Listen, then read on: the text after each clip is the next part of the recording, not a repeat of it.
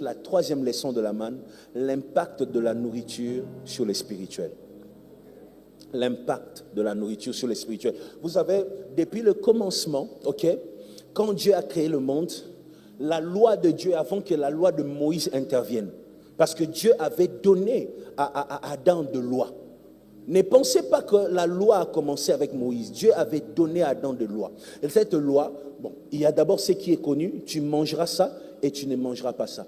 Mais il y a de lois spirituelles que Dieu donne dans l'esprit de l'homme. L'homme sait, il connaît ses limites. Vous voyez ça? Alors regardez, vous remarquez que dans la Bible, tout ce que Dieu faisait, les lois de Dieu avaient souvent un lien avec la nourriture.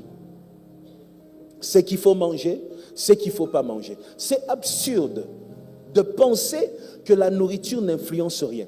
Quand tu viens ici, nous faisons la Sainte Seine. À la base, la Sainte Seine, c'est un pain et du vin. C'est tout. Mais lorsque nous prions pour cette Sainte Seine, tu vois là-bas, il y a une guérison. J'ai un témoignage que je vais diffuser ici. Il y a une femme guérie de sida. Dès qu'on reprend avec les écrans, il y a une femme guérie de sida par la Sainte Seine ici à l'église. Ouais. Tu vois ça? Si la Sainte Seine, par la Sainte Seine, tu peux être guéri parce que nous avons dédié cette nourriture à Dieu. C'est-à-dire une nourriture dédiée aussi aux démons peut travailler pour ton envoûtement. Est-ce que tu me comprends? Dans toute la Bible, Abraham commence. D'abord, je vais vous dire, quand Dieu a créé le monde, l'homme était végétarien. Oui. Quand Adam et Ève, c'était des végétariens. Ils ne mangent pas la nourriture, ils mangent l'herbe. Ils mangent les légumes. Voilà pourquoi même quand on parle de la chose défendue, on dit le fruit défendu. On ne dit pas la viande défendue. Voilà pourquoi il y a des églises aujourd'hui qui disent non, nous on ne va pas manger la viande, nous on mange l'herbe. Mais moi je dis à toutes ces églises, bozo raté. Bozo raté grave. Maintenant, tu vas dire, mais pourquoi alors nous, étant chrétiens, nous mangeons les viandes et tout? Le végétarisme s'est arrêté lorsque Noé est sorti de l'arche. Oui, c'est dans ta Bible. Lorsque Noé est sorti de l'arche, c'est là que Dieu dit à l'homme, tu mangeras de tout. Ok? L'homme a commencé à manger la viande avec Noé. Genèse chapitre 9, verset 3. La Bible dit, tout ce qui s'émeut et qui a vie vous servira de nourriture. C'est quand Noé est sorti de l'arche, quand Dieu bénit Noé, il lui dit à partir d'aujourd'hui, tout ce qui est là, bouger, là, je sais pas.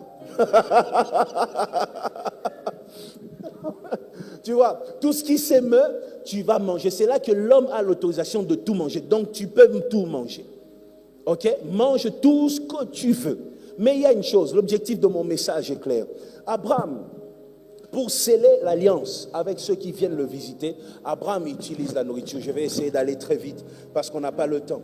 Mais les apôtres arrivent et commencent à parler de la nourriture. Écoutez, vous allez comprendre l'objectif de mon message. Vous ne vous demandez pas, les enfants d'Israël sortent, les Hébreux à l'époque, sortent de l'Égypte. Dieu pouvait. Il est le Dieu quand même qui donne l'eau par un rocher. La Bible dit, lorsqu'il a fini la création, il appela les animaux pour que Adam puisse les nommer. Donc il était capable d'inviter les animaux, venez qu'on vous mange. Ok? Ça c'est la première chose. Deuxième, Dieu pouvait dire à Myriam, réunis tes copines, faites une cuisine, vous allez commencer à nourrir mon peuple tous les jours. Dieu n'a pas fait venir les animaux. Il n'a même pas organisé un service traiteur. Dieu a commencé à préparer lui-même dans les cieux. Et chaque matin, il livre la nourriture à son peuple. Vous pensez que c'était pour le plaisir? Non, Dieu voulait que l'homme mange de sa main. Parce que Dieu connaît, Dieu sait ce que la nourriture apporte dans l'homme. La manne n'était pas une nourriture juste pour la faim. Derrière la manne, il y avait un travail spirituel qui se faisait dans la génération. Plus il mangeait, plus il y avait des guérisons. Plus il mangeait, il y avait un renouvellement de l'intelligence. N'oubliez jamais que ce qu'il mangeait en Égypte, c'était une nourriture dédiée aux dieux égyptiens. La manne était un moyen de désintox, de laver l'air intérieur. Plus ils mangent la manne, la chose de l'Égypte part. Et la chose de Dieu est en train de s'installer dans la nouvelle génération. Est-ce que tu me comprends? Maintenant, les apôtres viennent parler de la nourriture. Regarde ce que les apôtres disent. À l'égard de païens, vous entendez païen ici, ce n'est pas celui qui ne croit pas en Jésus, c'est celui qui n'est pas juif. Il croit en Jésus, mais il n'est pas juif, ok? À l'égard de païens qui ont cru. Voilà pourquoi on dit quand tu entends païens qui ont cru, ça ne doit pas te bouleverser, ok? Il est païen parce qu'il n'est pas juif, mais il a cru, ok? C'est comme on dit un chrétien païen. C'est juste pour dire il est chrétien, mais il n'est pas juif, ok? On est d'accord? Alors, pour les païens qui ont cru, nous avons décidé et nous leur avons écrit qu'ils eussent à s'abstenir de viande sacrifiée aux idoles, du sang, des animaux étouffés et de l'impudicité. Maintenant, 1 Corinthiens chapitre 8, verset 7 jusqu'à 9, ça va dans les détails, regardez.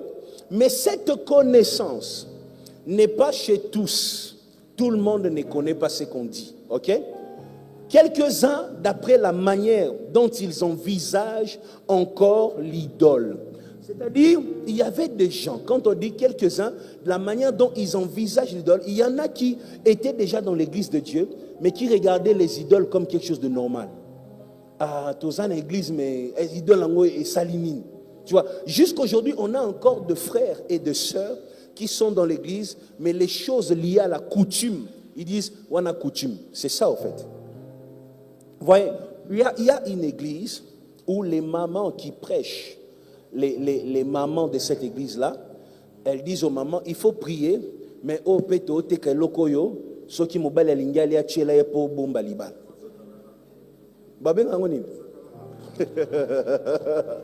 Tu vois, donc c'est-à-dire, elles prêchent, mais elles vendent des choses.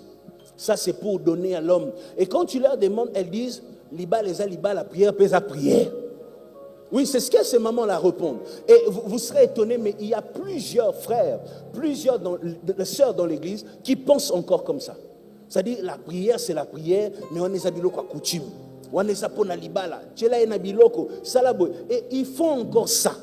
Et il y avait des hommes dans l'église de Corinthe qui étaient comme ça. C'est-à-dire, on est dans l'église, mais les idoles, bon, c'est pas un problème. Il y en a qui méprisent les fétiches, qui méprisent les spiritualités qui n'ont rien à voir avec Dieu. Il est temps que tu fasses un choix. Si tu es dans les mélanges, un jour Dieu va t'humilier. Ça, je te le dis. Un jour, Dieu va t'humilier. Dieu n'aime pas le mélange. Il faut être chaud ou froid. Si tu es tiède, un jour, tu veux ou pas, tu seras vomi. Tu comprends? Reste attaché à Jésus-Christ. Il est capable de te donner tout ce que ton cœur désire. Il est capable de te donner tout ce que ton cœur désire. Alors, l'église de Corinthe marche comme ça. Et la Bible dit, ils mangent de ces viandes comme étant sacrifiées aux idoles. Donc, ça veut dire, ils ont conscience que c'est sacrifié aux idoles, mais ils mangent quand même. Et regardez, et leur conscience qui est faible en est souillée. Leur conscience qui est faible, en grec, ça veut dire leurs esprits sont affaiblis. Ça veut dire, leurs esprits sont affaiblis pas parce qu'ils ne prient pas, mais parce qu'ils mangent ce qu'il ne faut pas manger. Est-ce que tu comprends aujourd'hui que la nourriture peut te faire perdre un combat spirituel? Il y a beaucoup de gens qui sont affaiblis dans la vie de prière. Toi-même, tu ne comprends pas pourquoi tu priais bien. Et puis tu avais rendu visite à quelqu'un ou quelqu'un t'avait rendu visite. Tu étais allé à un endroit. Toi-même, tu ne sais pas que c'est depuis que tu as visité cet endroit que la soif de la prière est partie. Ton esprit est affaibli à cause d'une nourriture. Et la Bible va loin. Il dit non seulement l'esprit est affaibli, mais leurs consciences sont souillées. C'est-à-dire tu commences à penser à des choses inutiles. Regardez la génération aujourd'hui, quelle perversité. Vous voyez? Ils pensent aux bêtises. Ils pensent aux choses qui n'ont pas de sens. Moi qui te parle, moi j'avais un grand cousin, quand on grandissait, celui qui nous aidait à faire les devoirs. Il était capable, qu'on le paye pour qu'il fasse le tour de tous les maquis des écoles pour enseigner aux gens à préparer l'examen d'État. Quand on le regardait, nous on disait, il était intelligent. Dernièrement, je l'ai croisé. Je l'appelais Yaya, j'ai dit bonjour Yaya. Ah, Moses, comment pasta? Il a commencé comme ça. J'ai dit, il n'a manqué, j'ai dit, et puis il dit, je dis, mais comment, qu'est-ce que tu es devenu? Bon, nous sommes la Fachi. Il faut qu'il y ait des Suisses, puis surtout des combattants. Donc, j'ai regardé, j'ai dit, hey, les conditions famille. Oh non, il faut monnaie formation, monnaie de ça, donc il faut 30 000 $ par mois. J'ai regardé, j'ai dit, hey, c'est lui qui nous aidait à faire les devoirs là. Il nous aidait à faire mathématiques. Aujourd'hui, il attend un salaire de 30 000 $, mais il n'est encore rien. Tu vois, tout ça c'est quoi? Bilialia. Il mange partout. Il suffit qu'il arrive à un endroit, on sert la nourriture, il sera le premier à manger, il ne sait pas qui a préparé, ça vient d'où, et beaucoup de gens évoluent comme ça. Voyez ça, les esprits sont affaiblis. La Bible dit dans 1 Corinthiens 10, verset 19, que dis-je donc? Que la viande sacrifiée aux idoles est quelque chose? Ou qu'une idole est quelque chose? Nullement. Je dis que ce qu'on sacrifie, on le sacrifie à des démons. C'est qu'on sacrifie, on sacrifie à des démons et non à Dieu. Or, je ne veux pas que vous soyez en communion avec les démons. Quel lien y a-t-il entre la nourriture et la communion? Au travers d'une nourriture, tu peux renforcer une alliance. Au travers d'une nourriture, tu peux renforcer une alliance spirituelle. Quand je suis devenu pasteur, vous savez, à l'époque, il y avait, après culte, il y avait des mamans qui préparaient derrière, quand nous on grandissait. Quand je suis devenu pasteur, parmi les premières choses que j'ai fait, j'ai jeté leurs marmites. Et vous savez quoi? Les pasteurs allaient là-bas manger. Quand ils rentrent pour prêcher, verset Kimi, ils prêchent Ngouye Zoyate. Tu vois, je dis toujours aux intercesseurs de la cité Bethel, je leur dis tout le temps, d'où est là, je lui dis, les gens qui mangent beaucoup à l'église ne réussissent pas dans la vie. C'est absurde de penser que tous ceux qui sont à l'église appartiennent à Dieu. Dans l'église, il n'y a pas que des brebis, il y a aussi des loups. C'est la première chose que tu dois mettre dans la tête. Et laissez-moi vous dire, ceux qui ont la sorcellerie aiment beaucoup préparer. Dans les deuils, dans les fêtes, 80% de ceux qui aiment Bochangana Lamba, après l'Ibala ne salit 2 jours. Azobotate. Tu vois ça? Ce qui prépare dans la plupart, c'est la sorcellerie. Même dans les églises, il y a des églises. Moi, il y a une chorale. Vous savez, cette chorale-là, c'est la chorale qui a échoué dans cette église. Ils allaient à des endroits, quand ils finissent de chanter, on leur donne la nourriture. Jusqu'un jour, je vois, ils reviennent, ils sont fatigués comme ça. J'ai dit, qu'est-ce qui s'est passé? Vous savez, ils nous ont dit quoi? Oh non, on est allé manger là-bas. Quand on a fini de manger, on a demandé c'était quelle viande. Et puis c'est là qu'on nous a dit c'était les chiens.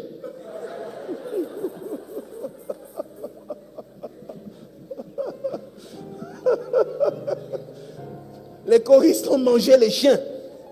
Depuis ce jour-là, la chorale, qu'il y ait des réunions et des réunions, qu'il y ait des réunions et des réunions. Et puis ils se sont dispersés comme ça. Ça n'a plus existé. Ils ont mangé les chiens. Toutes les personnes qui passent leur vie sans la discipline liée à la nourriture ne vont jamais loin spirituellement. Tu dois comprendre une chose. Si tu veux être élevé spirituellement, il te faut une discipline dans la nourriture. Je vais vous dire une chose qui va peut-être vous choquer, peut-être vous ne comprenez pas ça. Vous savez, Jacob est un fils de l'alliance, il doit aller loin dans la vie. Jacob doit réussir. Regarde ce qui se passe. Jacob un jour se lève, il va chercher sa femme. L'idée c'était qu'il arrive la nuit, il prend la femme, le matin il part. Il devait faire 1 jour. Vous savez, Jacob a fait combien de jours chez Laban? Il devait faire 1 jour. Il a fait 20 ans. Il est parti pour faire 1 jour et il est sorti de là après 20 ans. Maintenant, on veut savoir, qu'est-ce que Laban a fait pour le retenir pendant 20 ans? Vous savez quoi? C'est dans ta Bible. La Bible dit une chose importante, qu'on passe comme ça, on regarde, on dit, bon, ce n'est rien, c'est juste Jacob, Dieu avait voulu. Non, non, attends. Parfois, il ne faut pas regarder l'échec toujours comme la volonté de Dieu. Non, il faut éviter ça. La Bible dit, dans Genèse chapitre 29, verset 22, la Bible dit, Laban réunit tous les gens du lieu. asangisi batu nyonso ba jeune nyonso ya quartier et la Bible dit il fit un festin. C'est-à-dire la nourriture, il a préparé. Jacob a mangé. Et c'est là que Jacob s'est retrouvé en train de faire 20 ans là où il devait faire un jour. Combien aujourd'hui font 20 ans là où il devait faire un jour? Un ministère qui ne prospère pas, il fait du surplace. Un commerce qui ne prospère pas. Une vie où il n'y a aucune prospérité parce qu'il n'a pas la discipline de la nourriture. Un homme qui veut aller loin ne mange pas partout. Est-ce que tu me comprends? Un homme qui veut aller loin. Et il y a un système qu'il faut respecter. C'est le système des jeunes. Vous savez, les jeunes, c'est quoi? Le monde est tellement pollué, le monde est détruit. Nous mangeons des choses que nous ne maîtrisons pas. Les jeunes, c'est un moment où tu te sépares de la nourriture du monde pour purifier ton intérieur. Les jeunes purifient l'intérieur de l'homme. Je jeûne 3 jours. Beaucoup avaient de dons, vivaient avec de dons spirituels. Mais dès qu'il a commencé à fréquenter un endroit, il a commencé à manger n'importe comment, les dons ont commencé à disparaître. Tu dois savoir où tu manges.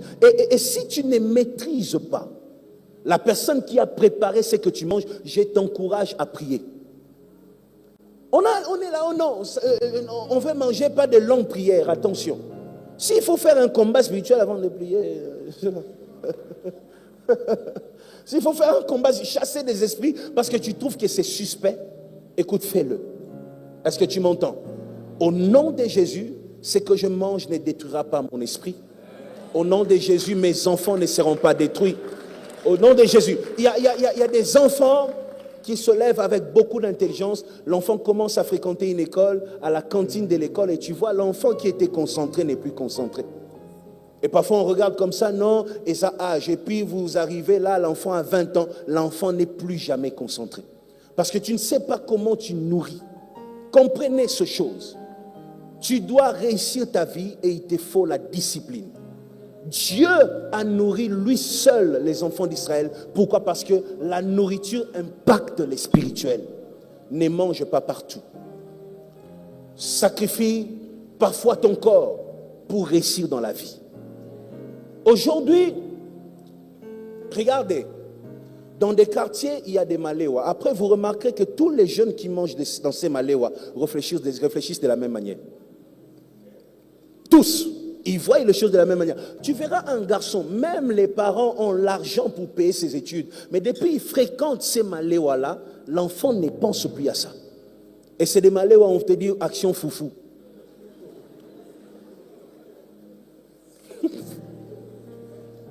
Ils sont en train de rire, mais il y en a qui fréquentent les fidèles des actions foufou sont là. Au Sombimoko, on va passer au 3. Ils sont abonnés, ils connaissent les heures.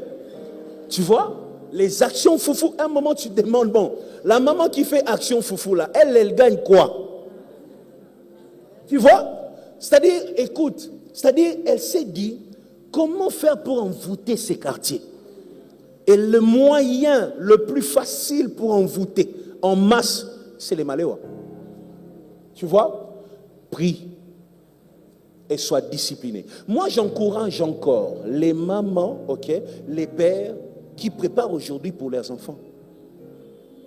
Aujourd'hui, on a tellement l'argent, on a des domestiques. Et c'est là que tu verras, le patron est parti avec la domestique.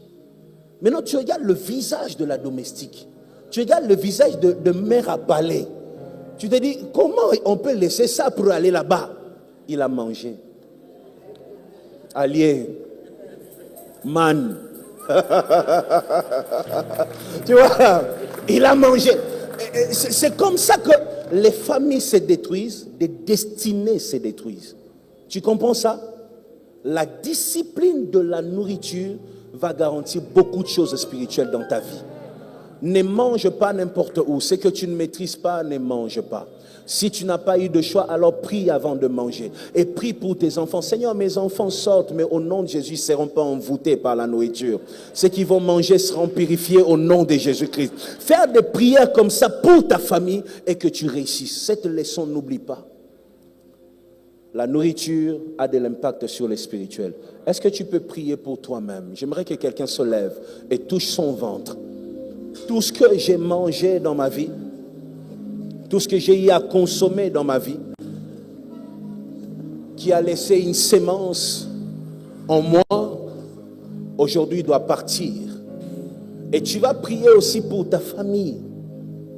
Tu vas prier pour ta maison.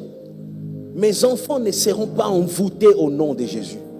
Aucune nourriture ne viendra détruire ce que j'ai construit dans ma vie au nom de Jésus-Christ. Aucune nourriture ne viendra éteindre mon don spirituel au nom de Jésus-Christ. Où que tu sois, commence à parler sur toi-même, sur ta vie, sur ta destinée. Déclare que tu ne finiras pas comme Jacob qui fait 20 ans au lieu de faire une journée. Ça n'arrivera pas dans ta vie. Déclare-le.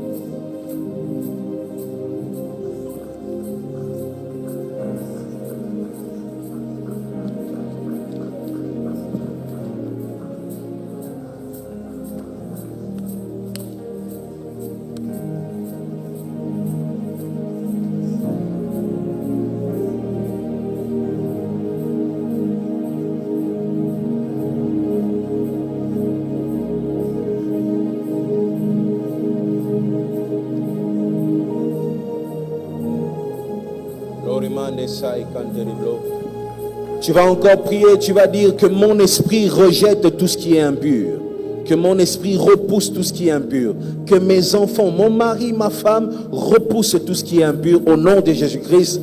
Commence à parler.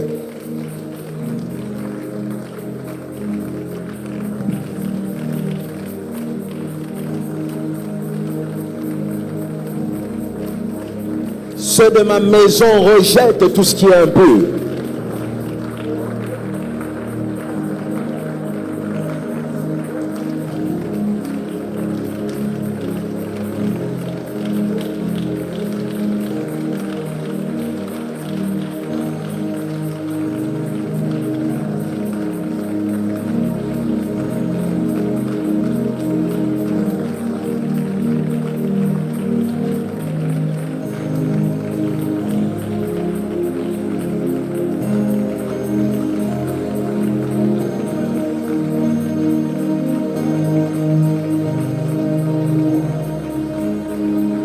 Tu vas encore prier.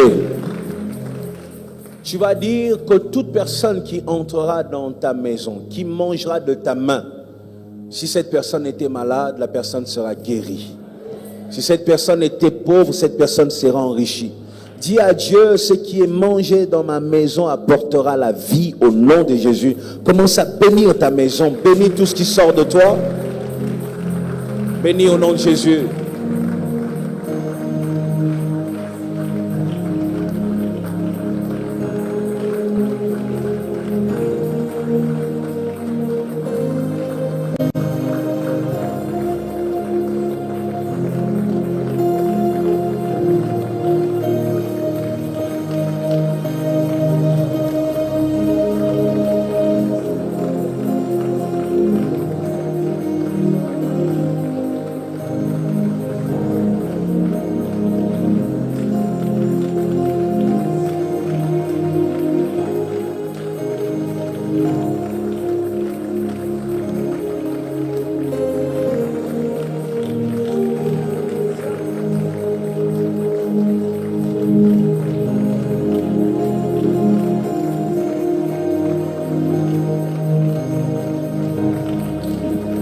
Tu vas encore prier.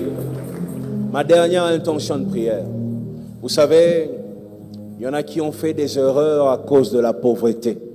Parce qu'il a tellement manqué, il est allé consommer ce qu'il ne fallait pas consommer. Il a accepté une proposition parce qu'il manquait. Dis à Dieu, ne me soumets pas à la tentation. Que je ne puisse pas manquer dans la vie. Que je ne sois pas dans la pauvreté pour que mon esprit soit exposé. Au nom de Jésus-Christ, commence à parler.